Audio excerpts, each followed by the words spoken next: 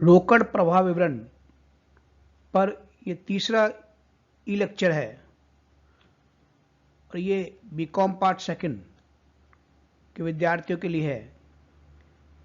EFM second विषय का नाम फाइनेंशियल मैनेजमेंट, वित्तीय प्रबंधन। अगर आपने कैश फ्लो स्टेटमेंट के 2 वीडियो और हैं मेरे, फर्स्ट और सेकंड, वो नहीं देखे हैं तो वो भी अवश्य देख लें, क्योंकि जो तीसरा जो वीडियो है ये उसी 2 वीडियो से संबंधित है।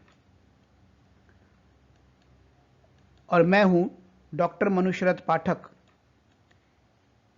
ईएफएम विभाग, एसआरएलएस राजकीय महाविद्यालय, काला डेरा, जयपुर। आप सभी विद्यार्थियों का हार्दिक स्वागत और अभिनंदन करता हूं। तो प्रिय विद्यार्थियों, आपका पुनः स्वागत है। यहां पर कैश फ्लो स्टेटमेंट का एक एग्जाम्पल लिया है अपन ने और उसके माध्यम से कैश फ्लो स्टेटमेंट कैसे बनाया जाता है उसको अपन समझेंगे। Summary cash account for the year ended 31/3/2017 यहां दिया हुआ है, जिसमें डेबिट साइड की तरफ उसका ओपनिंग बैलेंस 50 और क्रेडिट साइड की तरफ क्लोजिंग बैलेंस 150 दे रखा है।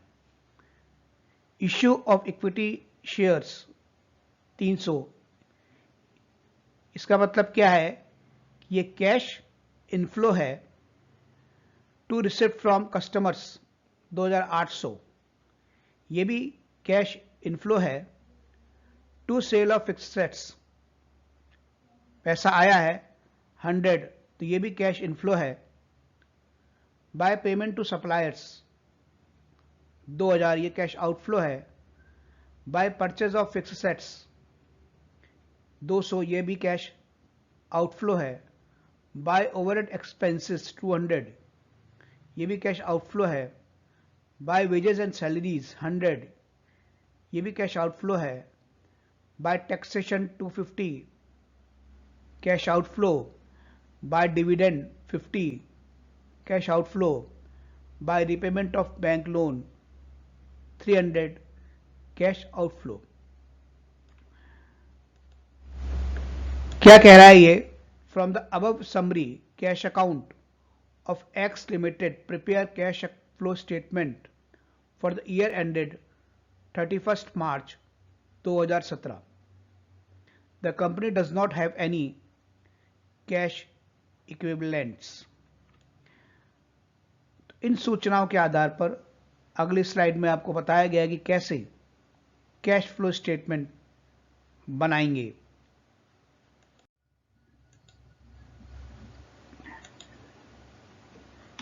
देखिए, सबसे पहले A, cash flow from operating activities अपन लेते हैं। ये किस तरीके से अपन ने स्टेटमेंट बनाया है, इसका क्या प्रारूप है। अगर आपने कैश फ्लो स्टेटमेंट के जो फर्स्ट और सेकंड ई लेक्चर है मेरे, वो नहीं देखे हैं तो वो पहले जरूर देख लें। तो यहां पे cash flow from operating activities लेंगे पहले।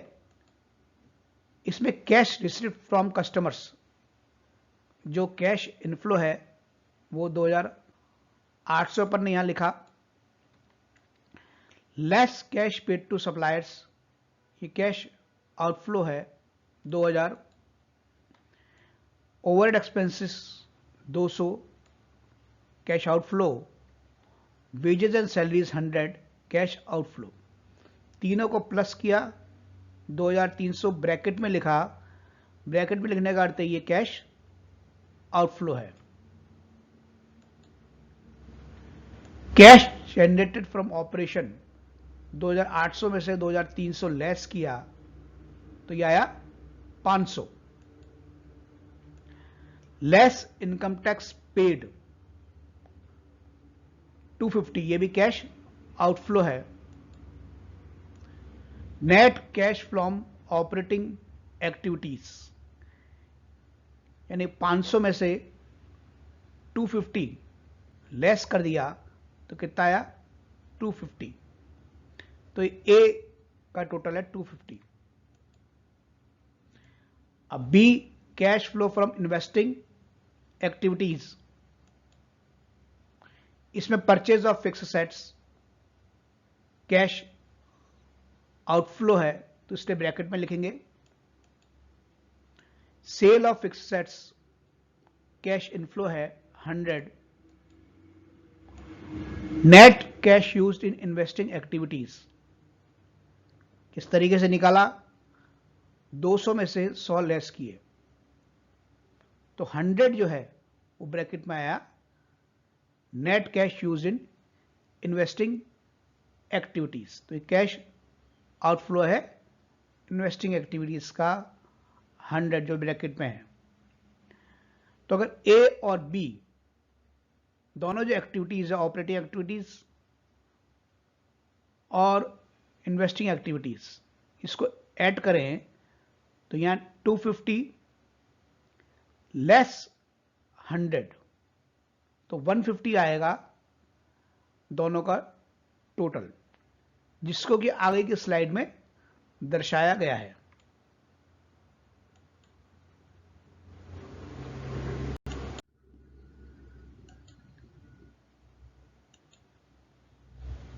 अब यहां सी लिया अपन ने cash flow from financial activities, इसमें issue of equity shares 300 cash inflow है, repayment of bank loan 300 cash outflow है, डिविडेंड पेड 50 कैश आउटफ्लो है, net cash used in financial activities, ये किस तरीके से निकाला, जो 50 आया है 300 350, तो 300 और 50 ऐड किया जो कि कैश आउटफ्लो है, इसमें से 300 निकाल दिए, तो ब्रैकेट में 50 आ गया net cash used in financial activities. पिछली स्लाइड में जैसे अपन ने किया था कि ए प्लस बी कितना था 150 था, अब 150 में से net cash use in financial activities अगर लेस कर दिया तो ये 100 आ गया। नेट कैश फ्लो यानी ए प्लस बी प्लस सी।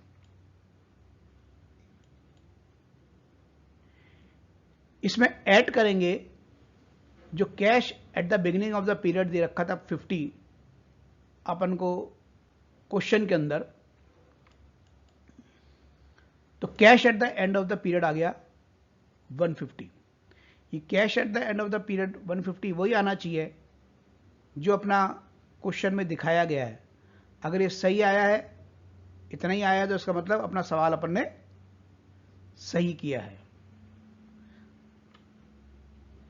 तो आप समझ गए होंगे। आप एक सवाल और देख लेते हैं। From the following figures calculate cash from operating activities 2004 और 2005 में। Balance of profit and loss account 3 lakh और 2,50,000, यानी पहले 3 लाख था, अब 2,50,000 का हो गया, तो इसका मतलब क्या 50,000 लॉस है, तो कैश आउटफ्लो है।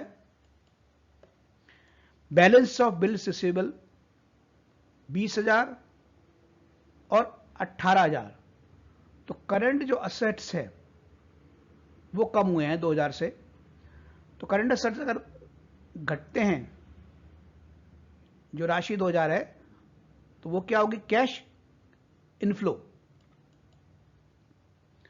प्रोविजन फॉर डेप्रिसिएशन अकाउंट 60,000 और 80,000, इसका एडजस्टमेंट होगा 20,000 का।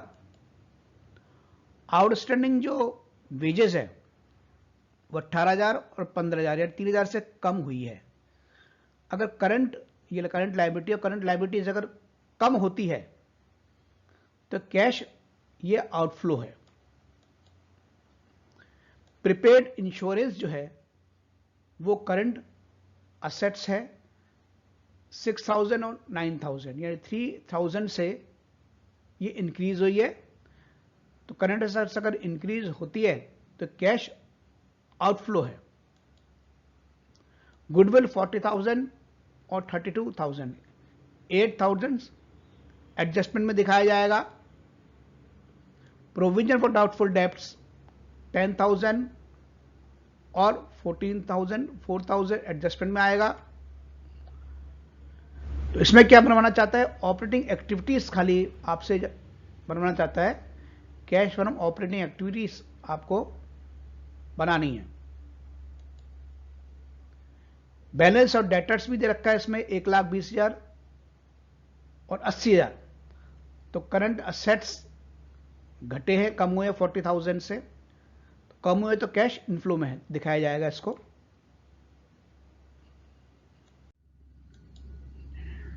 अब यहां पे अपन ने calculation of cash flows from operating activities किया यूजिंग इनडायरेक्ट मेथड। अपन ने जितने भी सवाल अभी तक किए हैं वो सब इनडायरेक्ट मेथड के द्वारा ही किए हैं। Net loss as per profit and loss account 3 lakh में से 2,50,000 लेस किया, जैसा आपको पिछली स्लाइड में बताया। तो ये ब्रैकेट में आएगा 50,000 कैश आउटफ्लो। एडजस्टमेंट क्या क्या करेंगे इसमें, यहां पे depreciation 20,000, goodwill written of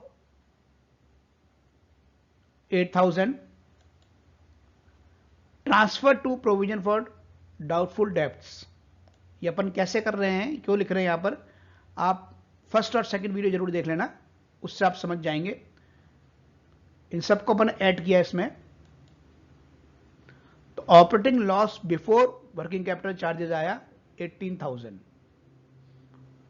32,000 less 50,000, तो ये कैश आउटफ्लो ही रहेगा 18,000, इसलिए ब्रैकेट में इसको दर्शाया गया है।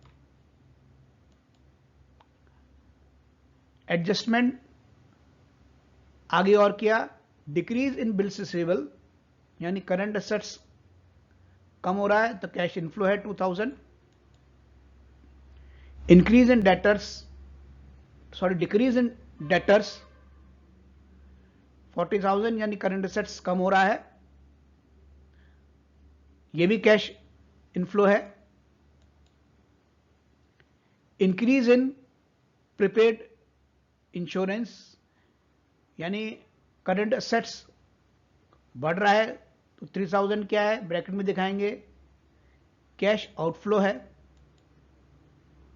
और डिक्रीज इन आउटस्टैंडिंग वेजेस, यानी करंट लायबिलिटी जो है वो 3,000 से कम हो रही है, तो कैश आउटफ्लो में दिखाएंगे। कैश फ्रॉम ऑपरेटिंग जो एक्टिविटीज आई है वो कितनी आया, 18,000। तो किस तरीके से निकाला गया, देखिए यहां तक तो अपन ने याद कर ही लिया था, operating losses from working capital charges 18,000, यहां 2,000 प्लस 40,000, 42,000, और 42,000 में से 18,000 अगर निकाला तो कितना है 24,000, और 24,000 में से इन दोनों को प्लस किया 3,000 प्लस 3,000 6,000, तो 24,000 माइनस 6,000 बराबर 18,000। तो कैश फ्रॉम ऑपरेटिंग जो एक्टिविटीज जिसके लिए अपन ने सवाल किया था वो कितना आया 18,000। तो ये इस तरीके से वो पोर्शन हो गया। आपको ये कैश फ्लो स्टेटमेंट पर आधारित ई लेक्चर कैसा लगा, कमेंट बॉक्स में जाके जरूर कमेंट करिएगा। जय हिंद, जय भारत।